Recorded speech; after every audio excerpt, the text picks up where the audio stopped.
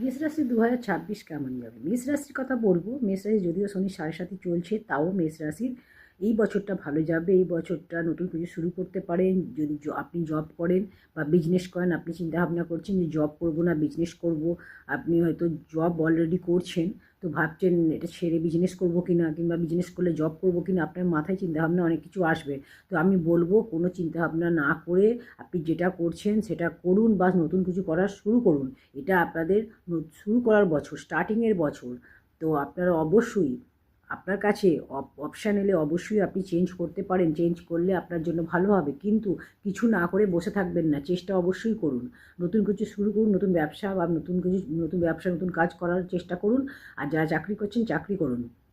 এই সময় আপনাদের বিদেশ যাত্রার যোগ আছে, আর্থিক উন্নতি আছে, আপনাদের অর্থ প্রাপ্তি রয়েছে, পড়াশুনো শিক্ষার ক্ষেত্রে সফলতারও যোগ রয়েছে।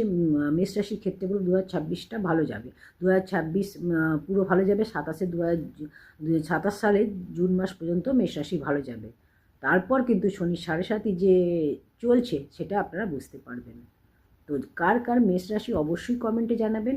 আর মেষ রাশির ব্যক্তিরা যারা রয়েছেন, আপনার যদি সেই পরিচিত হয়, বন্ধু হয় বা রিলেটিভ হয়, তাদেরকে রিলটা অবশ্যই শেয়ার করে দেবেন। আর ভিডিও ভালো লাগলে অবশ্যই লাইক শেয়ার কমেন্ট করতে ভুলবেন না। সুস্থ থাকুন, ভালো থাকুন।